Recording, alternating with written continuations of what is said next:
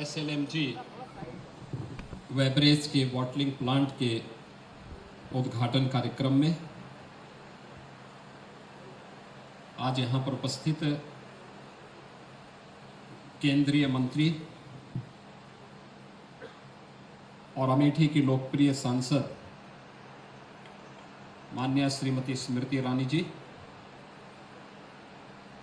प्रदेश सरकार में मेरे सहयोगी मंत्रीगण, औद्योगिक विकास के मंत्री श्री नंद गोपाल गुप्ता नंदी जी, जनपद के प्रभारी मंत्री और प्रदेश के खेल और युवा कल्याण विभाग के मंत्री श्री गिरीश चंद्र यादव जी, चिकित्सा स्वास्थ्य के राज्य मंत्री श्री मयंकेश्वर शरण सिंह जी, विधान परिषद के माननीय सदस्य श्री शैलेंद्र सिंह जी, भारतीय जनता पार्टी के जिला के अध्यक्ष श्री राम प्रसाद मिश्रा जी, कोका कोला के वाइस प्रेसिडेंट PR सुश्री दिव्या राणा जी, लदानी ग्रुप के श्री SN लदानी जी, GC लदानी जी, MD लदानी जी, राकेश लदानी जी, विवेक लदानी जी, प्रदेश के हमारे औद्योगिक एवं अवस्थापना विकास के आयुक्त श्री मनोज कुमार सिंह जी,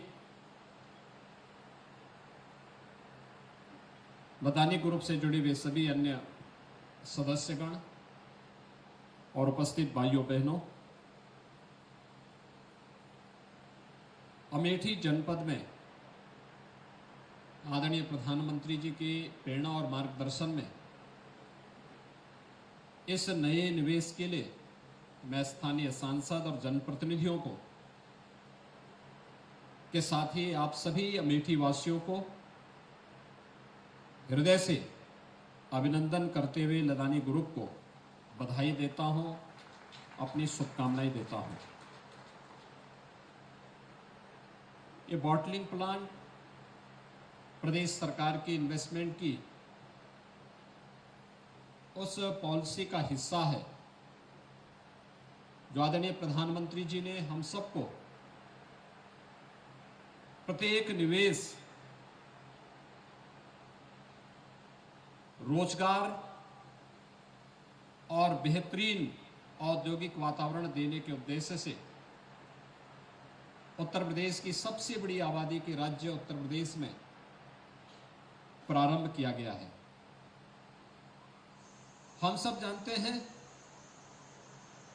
उत्तर प्रदेश देश की आबादी का सबसे बड़ा राज्य है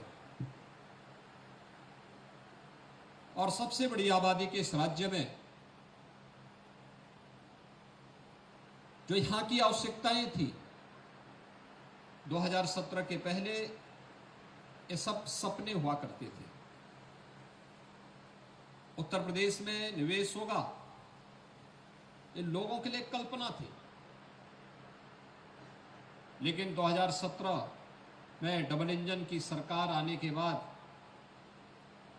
आज उत्तर प्रदेश देश के अंदर निवेश के सबसे अच्छे डेस्टिनेशन के रूप में अपनी एक पहचान बना रहा है। कितना परिवर्तन होता है जब हम लोगों ने पहला इन्वेस्टर समिट आयोजित करने का निर्णय लिया था फरवरी 2018 में।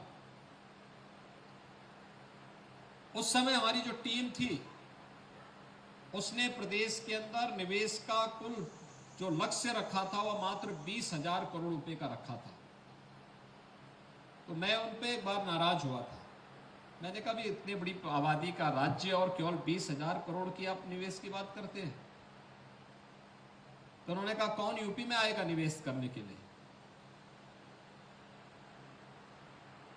मैंने कहा भी यूपी के बारे में क्या इतनी खराब धारणा है और क्या एक वर्ष सरकार होने के बाद भी हम इस धारणा को बदल नहीं पा रहे हैं। तो कहा साहब बहुत है 20,000 करोड़। मैंने कहा भी नहीं, लोअर लिमिट इसकी 2 लाख करोड़ का रखो। तो वे हंसने लग गए थे, वे हंसे थे कि 2 लाख करोड़ का निवेश कौन करेगा, कहां से आएगा। और सचमुच जब हम लोग देश के अंदर अलग अलग स्थानों पर गए, लोगों से बातचीत शुरू हुई, तो हर एक जगह से यही बात कही जाती थी कि हम लोग तो बहुत निराश होकर के उत्तर प्रदेश से निकले हैं, हम दोबारा आना नहीं चाहते, लेकिन इधर हमने सुना है कि कुछ काफी सुधार हो रहा है और हम भी सुधार का हिस्सा बनना चाहते हैं। तो मैंने कहा अगर आप भी बनना चाहते हैं, देश के हर बड़े उद्यमी से मैं ये कहता था, तो आप हमारे इन्वेस्टर समिट में आइए।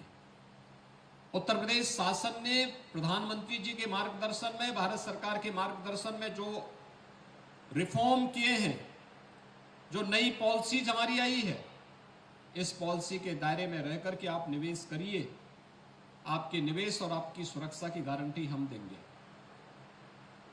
और भाइयों बहनों, आज मुझे बताते हुए प्रसन्नता है कि हमारा पहला इन्वेस्टर समिट जब 2018 में संपन्न हुआ था, हमें लगभग 4.25 लाख करोड़ रुपए का निवेश का प्रस्ताव प्राप्त हुए थे।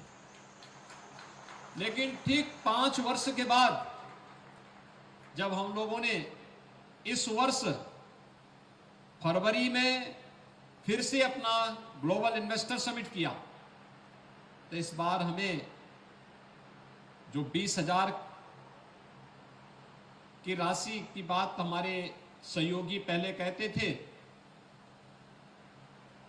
जो हमें पहले इन्वेस्टर समिट में प्रस्ताव 5.25 लाख करोड़ के मिले थे, इस बार इनकी संख्या बढ़ करके उत्तर प्रदेश में लगभग अब तक 38 लाख करोड़ रुपए के निवेश के प्रस्ताव हमें प्राप्त हुए हैं। इसके लिए हमें बहुत सारे परिवर्तन करने पड़े थे। ईज ऑफ डूइंग बिजनेस में व्यापक सुधार लाना पड़ा था, रिफॉर्म करने पड़े थे, सेक्टोरियल पॉलिसीज बनानी पड़ी थी, प्रदेश के अंदर लैंड बैंक बनाना पड़ा था, कानून व्यवस्था और सुरक्षा का एक बेहतर वातावरण देना पड़ा था। इसके लिए अनेक कदम उठाए गए और आज परिणाम है। उत्तर प्रदेश में इंफ्रास्ट्रक्चर के लिए भी आपने देखा होगा कितनी तेजी के साथ इंफ्रास्ट्रक्चर में आज के दिन पर उत्तर प्रदेश को प्रधानमंत्री जी ने स्वयं उत्तर प्रदेश को एक्सप्रेसवे प्रदेश के रूप में उत्तर प्रदेश को संबोधित किया।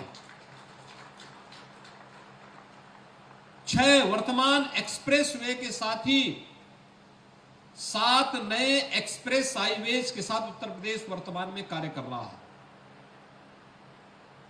Eastern and western dedicated freight corridor Uttar Pradesh से होकर के जा रहा है, उसका जंक्शन भी उत्तर प्रदेश में जेवर के पास है।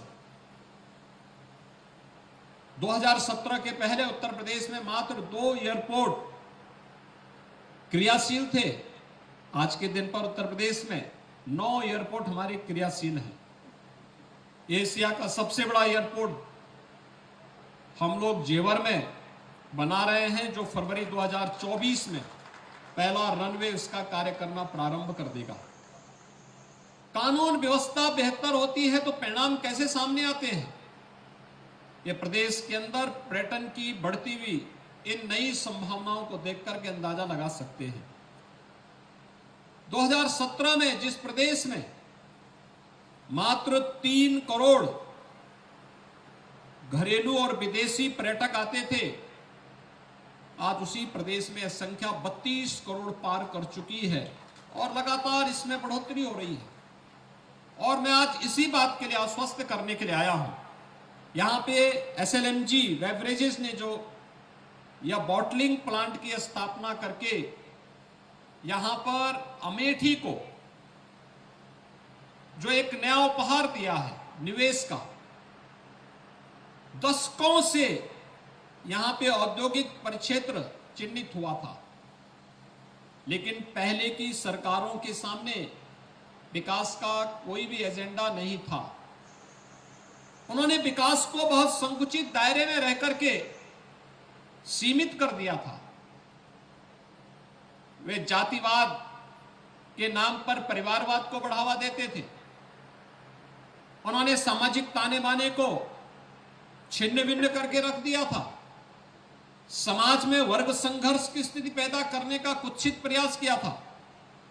तो जो व्यक्ति परिवारवाद में और सामाजिक वैमनस्यता में ही जिसका ज्यादा समय खर्च हो रहा होगा, उस व्यक्ति के पास कहां से फुर्सत होगी कि वह विकास के बारे में सोचेगा, निवेश के बारे में सोचेगा, बेहतर कानून व्यवस्था के बारे में सोचेगा। और उत्तर प्रदेश दुर्भाग्य से इन्हीं लोगों की कुदृष्टि का इस शिकार बना था, लेकिन आज इससे उभर करके नए नए निवेश उत्तर प्रदेश में आ रहे हैं। डेवलपमेंट का ऐसा कोई कार्य नहीं जो आज उत्तर प्रदेश में डबल इंजन की सरकार न कर रही हो, और आज उसी का परिणाम है कि इस नए बॉटलिंग प्लांट ने निवेश की एक नई गति दी है।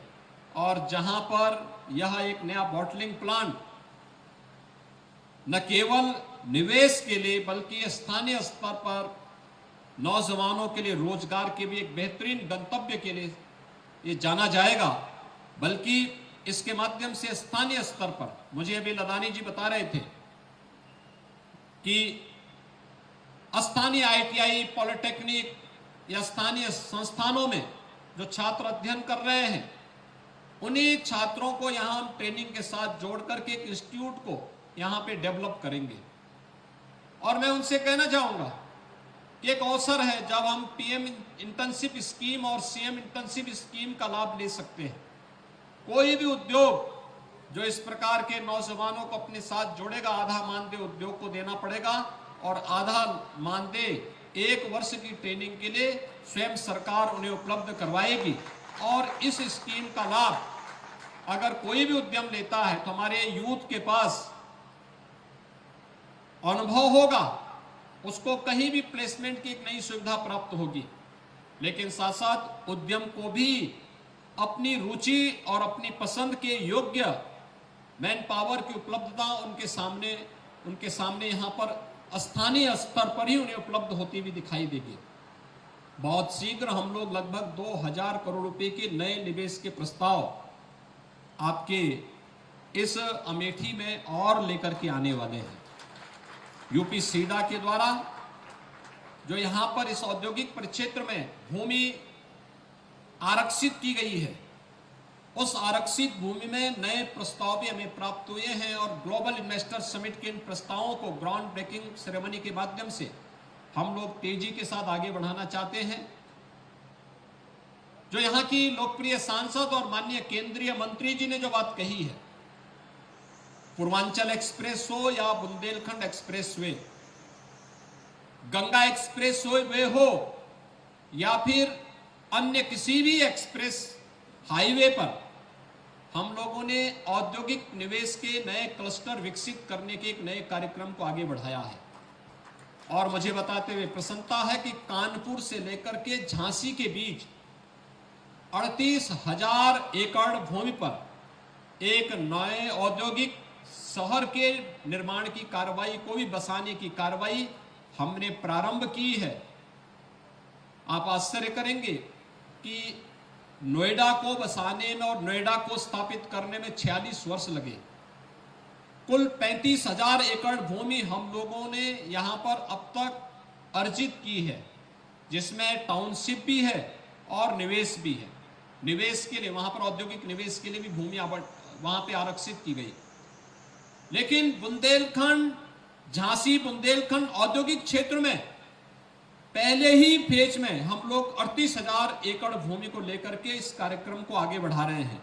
वहाँ एक नया एयरपोर्ट भी बनाएंगे, वहाँ पर हमारी बेहतरीन कनेक्टिविटी बुंदेलखंड एक्सप्रेसवे की भी है, कानपुर झांसी हाईवे की भी है और भी अन्य अच्छे बेहतरीन वहाँ पे कनेक्टिविटी की हम लोगों ने व्यवस्था दी है। मुझे पूरा विश्वास है कि इसका लाभ उत्तर प्रदेश में निवेश करने वाले सभी हमारे निवेशक गण लेंगे।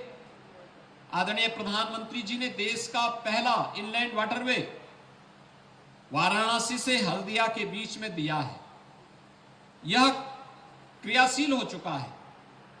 उत्तर प्रदेश सरकार वर्तमान में इनलैंड वाटरवे अथॉरिटी के गठन की कार्रवाई राज्य स्तर पर भी कर रही है। उत्तर प्रदेश में जल मार्गों के विकास के लिए हमारी सदा नीरा नदियां, पर्याप्त जल राशि इनमें साल भर रहता है। इनमें जल मार्ग को भी हम इनके माध्यम से यहां से एक्सपोर्ट के एक नए हब के रूप में स्थापित करने की कार्रवाई को आगे बढ़ाने का कार्य कर पाएंगे। इस विश्वास के साथ जितना भी लैंड बैंक हमें उपलब्ध होगा, जहां हम इसका उपयोग निवेश और रोजगार के लिए करेंगे, वही साथ ही साथ प्रदेश के अंदर निवेश करने वाले हर निवेशक को मैं इस बात के लिए आश्वस्त करना चाहता हूं कि ईज ऑफ डूइंग बिजनेस में देश का सबसे बड़ा निवेश मित्र प्लेटफॉर्म उत्तर प्रदेश सरकार उपलब्ध करवा रही है। 430 से अधिक एनओसीज केवल एक जगह आवेदन करने से उन्हें प्राप्त हो जाएंगे। प्रदेश सरकार के साथ निवेश के किसी भी क्षेत्र में निवेश करने वाले किसी भी निवेशक को एमओयू के साथ ही निवेश सारथी पोर्टल के माध्यम से उसकी निश्चित मॉनिटरिंग होगी और निवेश करने के उपरांत भी ऑनलाइन इंसेंटिव के साथ उन्हें जोड़ने की पूरी प्रतिबद्धता के साथ राज्य सरकार कार्य कर रही है।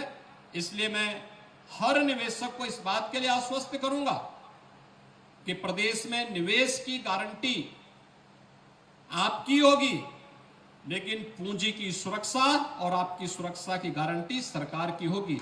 इस विश्वास के साथ लधानी परिवार को मैं इस निवेश के लिए हृदय से धन्यवाद देता हूं।